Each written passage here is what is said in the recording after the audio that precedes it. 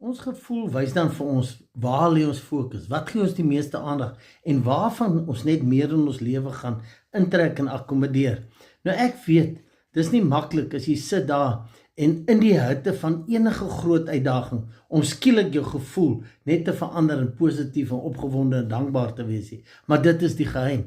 As daai dokter sertifikaat vir jou gesê het, jy het kanker en jy voel in jou liggaam en jy voel nie lekker nie, dan is dit baie moeiliker om in daai joy en dankbaarheid te stap en te fokus op die eindresultaat wat jy graag wil hê met daai afgehandelde gevoel. Maak nie saak wat is jou situasie, of dit finansiëel of in 'n werk of gesondheid of wat ook al is, dit is die geheim, dit is geloof. Maar jy moenie wag totdat daar 'n groot situasie vir krisis in jou lewe is voor jy dit inoefen nie. Dis hoekom jy elke dag in dankbaarheid moet stap, elke dag in daai afgehandelde prentjie van joy en vrede, dan is dit makliker in die hitte van die stryd.